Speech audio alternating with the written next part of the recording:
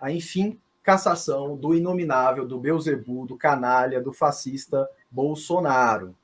Bom, eu vou, obviamente, passar a bola para vocês e depois eu complemento. Eu passo aqui as minhas impressões.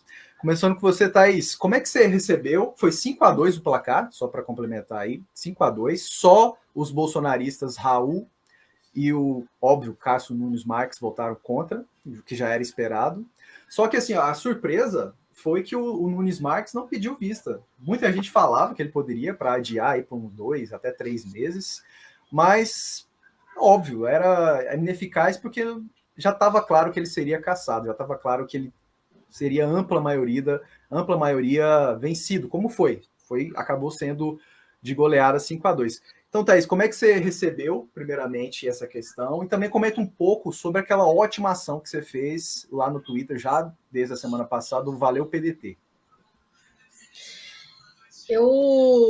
São várias coisas que passam na cabeça. Eu fiquei muito emocionada, assim, falando da parte primeira, né? Quando eu vi que realmente aquilo estava acontecendo, quando a Carmen Lúcia, maravilhosa, inclusive ministra linda, querida, ela abriu já falando e já falou qual seria o voto dela, já, porque ela deve ter levado em consideração todo mundo que estava super nervoso assistindo ao vivo, que o voto dela foi um voto decisivo, que colocou ali uma pá de cal em qualquer chance que o Bolsonaro teria, né, de escapar desse processo. E depois ela deu a fundamentação. Eu acho que foi muito bem fundamentado pelo relator. Então, assim, todo o processo foi muito legal de assistir, sabe? Foi uma experiência interessante. E principalmente porque foi algo que foi feito pelo PDT, sabe? O Ciro foi o autor dessa ação, o PDT foi requerente, e o nosso advogado, que eu esqueci o nome agora, depois. Valber Agra. Valber Agra, que é eu não conhecia ele, confesso.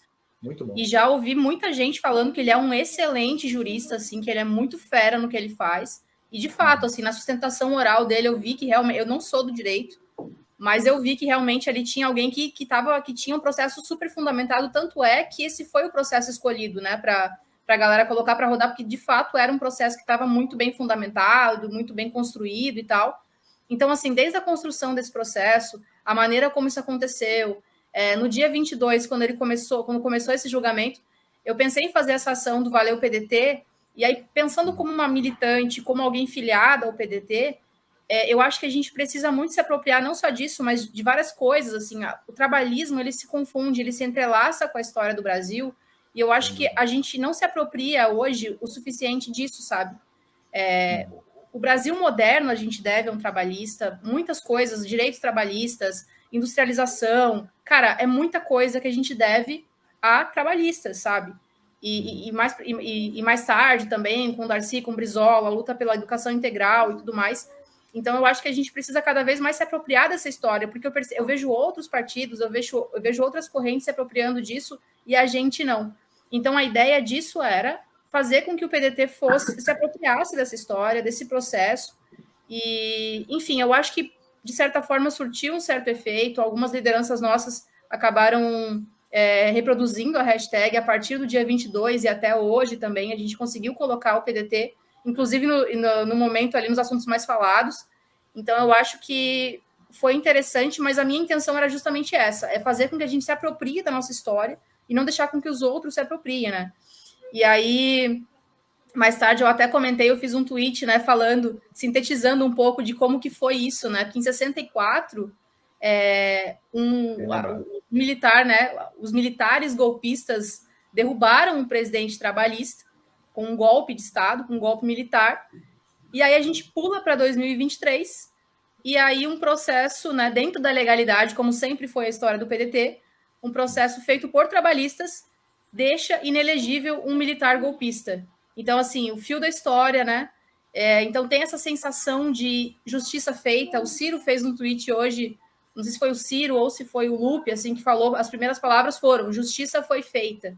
E eu acho que isso é o mais importante, assim, para além do revanchismo, que é óbvio que a gente fica, nossa, vou beber, não sei o que lá e tal, porque é o Bolsonaro, porque é um cara que a gente tem essa memória muito recente de toda a ingerência dele durante a pandemia, da administração péssima dele, do flerte dele com ditadores, com tudo mais.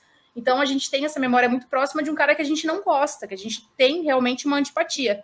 Mas para além da antipatia, eu acho que essa questão de que a justiça foi feita é muito importante, sabe? Aí, ó. Tá Então, até na assim, tela aí, pro pessoal ver. boa. Então, assim, Foi o Ciro mesmo. É uma sensação de alívio, de justiça sendo feita, e eu percebo e eu entendo que o capítulo político do Bolsonaro se encerra hoje, com os seus direitos políticos cassados, e a partir de agora, ele vai começar a pagar na justiça o que ele fez. Então, assim, não se encerra hoje o capítulo dele com a justiça, hoje começa. Por quê? Porque ele ficou a vida inteira tendo foro privilegiado e fazendo e acontecendo o que ele queria. Agora ele vai ter 8 anos sem foro privilegiado, e aí ele vai ser julgado pelos crimes que ele cometeu. Então, eu acho que tem muita coisa para acontecer ainda. Esse é só o começo. E o PDT tem um papel histórico nesse momento. E fechando, assim, eu acho que uma opinião pessoal minha, eu até comentei com algumas pessoas hoje, e para mim o Bolsonaro vai fugir, tá? Também porque, acho. assim, ele tá muito na merda. Tipo, ele tá muito ferrado, assim. Eu vi que eu vi alguma coisa sobre recorrer e tal, eu não sei como é que tá isso. Mas, assim, fato é que ele está com os direitos políticos cassados e ele vai começar a ser julgado pelos crimes que ele cometeu, que não são poucos, né? Sim. São crimes comuns, são crimes durante a gestão dele como presidente da República. Então, assim, eu acho que agora inicia um outro capítulo dele, prestando contas com a justiça, e eu fico muito feliz com isso, assim, de ver a justiça sendo feita no Brasil finalmente, e principalmente levando em conta que ele é um defensor da ditadura militar, que ele é um remanescente disso, que ele defendeu o torturador em plenário na época do impeachment da Dilma. Então, tudo isso traz um tempero muito especial para esse momento, porque a gente está acontecendo agora.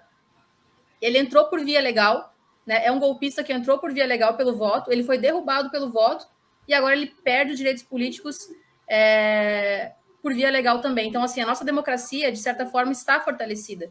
E isso me deixa muito feliz, muito contente, e é isso. Muito bom, muito bem colocado. Antes de passar a bola para o Tá, só mostrando aí, foi o Ciro mesmo, Thaís, que disse, né, logo depois da oficialização da cassação do Bolsonaro, e ele, para deixar claro, como a grande companheira Diane, sua grande amiga, ela postou aí a petição lá do TSE, que tem claramente lá Ciro Ferreira Gomes como um dos autores. Né? Então é importante, óbvio, passo 1, a gente mostrar que o PDT, de maneira conjunta, e a sua junta jurídica, que é brilhante, liberada pelo grande Valber Agra. Ponto 2, o Ciro Gomes, não só na questão política, mas também jurídica, ele sim é uma dessas pessoas, um desses autores dessa entrada lá no TSE, que culminou agora sim, oficialmente, na cassação do Bolsonaro. Não é só para complementar. Eu já havia falado no vídeo de terça-feira, mas só para deixar claro para vocês, foi usada como exemplo a cassação daquele picareta do Franceschini, deputado estadual bolsonarista lá do Paraná. Ele também citou o golpismo, ele duvidou da usura das eleições, das urnas eletrônicas, né? Então, por abuso de poder econômico, por atentar contra a democracia, contra as urnas eletrônicas, ele foi cassado no ano passado e abriu precedente para essa óbvia cassação também do Bolsonaro. Estava na cara que ele seria cassado, e foi até mais rápido do que eu imaginei, eu confesso. Eu achei que o Cássio Nunes ia pedir vistas e acabou não pedindo, porque ele viu também que seria inútil. Não é? Agora o Bolsonaro vai ficar até 2030 sem os direitos políticos. Muita gente fala, mas pode ser que ele volte ali um pouco antes das eleições de 2030. Gente, já era. O bolsonarismo, a extrema-direita, não está morta, mas Bolsonaro politicamente acabou. Hoje foi a gota d'água, hoje foi o último prego no caixão. Não é? Mas, assim, agora eu quero saber do Tássio. E aí, Tássio, como é que você viu essa ação do nosso partido, nós três aqui, o PDT? O que esperar agora do golpismo, dos golpistas, né? Porque por mais que o Bolsonaro não vai ser candidato, mas ele vai indicar, vai ungir um Zema da vida, um Tarcísio, ou até mesmo a Michele Bolsonaro. Como é que você acha? O que você acha sobre essa cassação e o que deve gerar dela? Pegando um gancho aí do que a Thaís falou no final lá, sobre ele ter sido, né, derrotado nas urnas, eu vi um meme engraçado, que foi que o Bolsonaro tentou se livrar das urnas, né, e as urnas se livraram dele, e agora a justiça, o TSE, né, que é ligado que é a última instância aí, eleitoral. Isso. Mas eu fiquei muito feliz, muito orgulhoso de ser uma ação do PDT, né, A gente sabe que o PDT, né, eu até brinco sempre que se tem uma instituição que funciona no Brasil, é o jurídico do PDT, que não parou um momento nesses últimos 4 anos, né, sempre. O PDT foi o primeiro partido a entrar com pedido de impeachment contra Bolsonaro, né? Inclusive, ano passado, durante as eleições, quando muita gente chamava o Ciro e o PDT, né, de linhas auxiliares do Bolsonaro, o PDT entrou com uma ação e venceu, né, uma ação que visava impedir Bolsonaro de fazer lives no Planalto, né, no Palácio da Alvorada.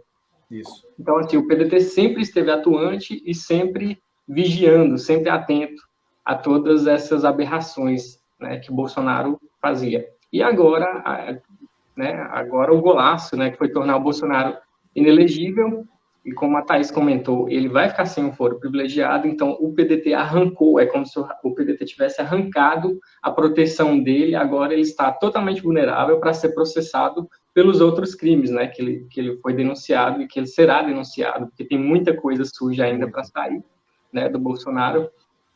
Eu não pensei nessa possibilidade dele fugir, mas eu acho que é real. Faz sentido, existe essa possibilidade dele fugir, porque eu estava pensando hoje como seria se ele ficaria tentando inflar, né, a militância dele, mas eu acho que ele vai ficar quietinho. Se ele não fugir, ele vai ficar quietinho na dele, porque né, ele sabe... O cerco está se fechando.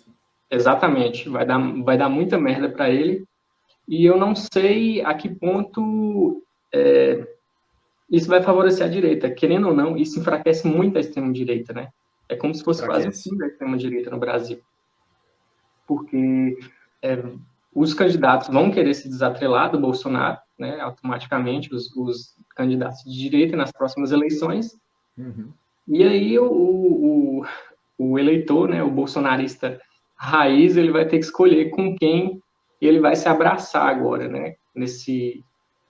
Para enfrentar, né, o PT, já que existe todo esse antipetismo, porque o que alimenta o bolsonarismo é o antipetismo, né, principalmente. Eu não sei quem é que vai levantar, né, essa bandeira agora de antipetista, do anti-Lula, mas, de fato, né, independente disso, já é uma grande vitória para a gente ver Bolsonaro inelegível. Eu sempre imaginei esse momento e imagina ainda o momento que ele vai ser preso e vai pagar por todos os crimes que ele cometeu.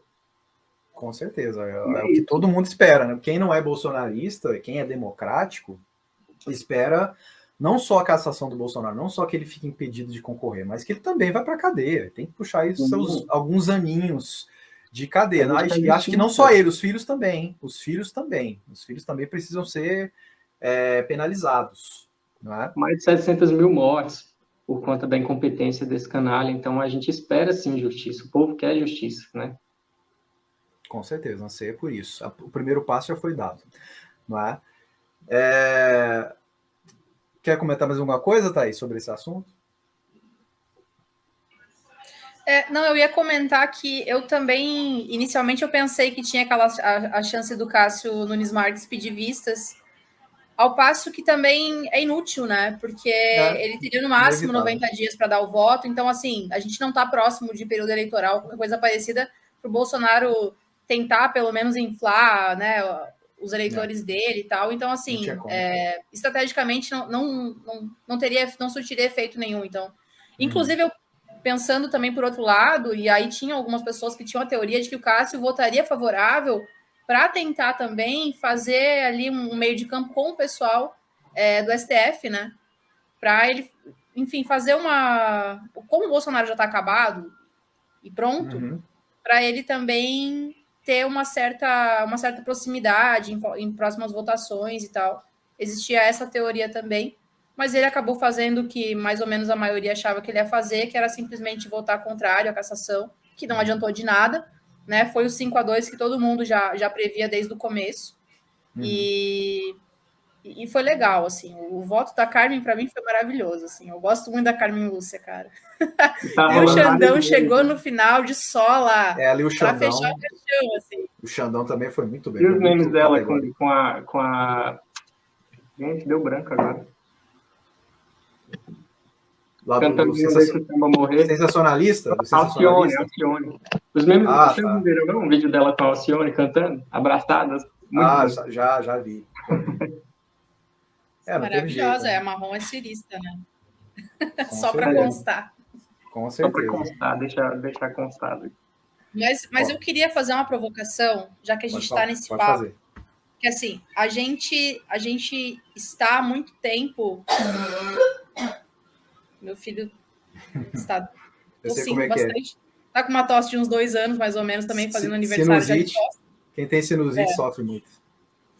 Tosse é tenso. Mas enfim, aí só que eu disperso, né? A gente estava falando que a gente não está numa normalidade democrática ainda, né? A gente vem de muitos anos, desde o impeachment da Dilma e tudo mais, a gente vem ali cambaleando e trabalhando para manter a democracia em pé, né? Então, assim, durante esse processo, muitas coisas aconteceram, e o Ciro, inclusive, falou sobre isso, da coisa dos 3 poderes estarem desequilibrados. E aí o Ciro falava muito de cada um voltar para sua caixinha. E a galera falava, é autoritário. Não, ele não é autoritário, ele está defendendo a democracia, porque o que sustenta Estado democrático de direito. É aquele tripé ali em harmonia, né? Os 3 poderes, eles precisam trabalhar de forma autônoma, e o que acontece é que o STF vem extrapolando um pouco as suas funções, e isso não é novidade para ninguém. Durante a pandemia, inclusive, o PDT entrou com uma ação no STF para alguma coisa...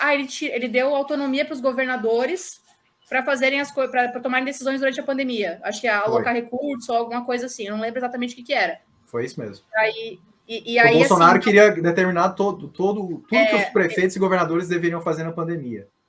Queria coordenar de cima, mas assim, se você está coordenando, beleza, né? Agora, ele pega para ele e não faz porra nenhuma. Então, assim, aí o PDT entrou com uma ação no STF, ganhou, os governadores ganharam autonomia, e isso ajudou muito também a fazer essa gestão, né, da questão sanitária mais durante a pandemia.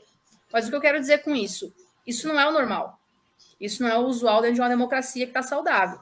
Sim. Então, assim, a gente vem de um tempo onde o STF extrapola um pouco das suas funções, e em algum momento a gente vai ter que conversar sobre isso. Por exemplo, essa coisa de você ficar... Agora a gente fala o Xandão, a Carmen, não sei o que lá. Cara, a gente não tem que ter simpatia por ministro do STF. Eles são juízes. Nem por político, para falar a verdade, viu? Mas muito menos, porque assim, político você ainda tem que ter uma ligação que você vota no cara e tudo mais, né? Você coloca ele lá. Sim. Agora, ministro do STF, não, ele é juiz, ele tem que julgar, ele não tem que ficar no holofote. Então, a minha provocação é nesse sentido, assim, em algum momento a gente vai ter que sentar e conversar sobre isso, para colocar cada poder na sua caixinha, e para que a gente consiga, de fato, ter uma democracia saudável, operante, da maneira com a qual ela foi desenhada para ser, né? Muito bem colocado. Eu acho que esse assunto... Como é que é, Paulo? Pode falar, pode complementar. Sim. Eu acho muito complicado esse assunto, porque, de fato, é que nem a Thaís falou, o STF ele vem extrapolando, e a gente está num contexto perigoso, sabe? Porque, às vezes, parece que se a gente criticar o STF, a gente está fazendo coro com o bolsonarista. Então, tem que saber criticar. Nessa linha, né, tênue. Sim. E é muito complicado. É que nem a questão ano passado, que é algo meio parecido aqui, fazendo a correlação das urnas, né? De quando o PDT tinha a pauta do voto impresso, só que também era uma pauta do bolsonarismo. Aí não tinha como, né, você defender isso e fazer as pessoas entenderem que o que o PDT defendia era diferente do que estava sendo proposto pelo Bolsonaro. Isso, ia confundir, de fato. Não era intenções golpistas como o Bolsonaro. Claro. Né? Então, essa questão do contexto complica muito.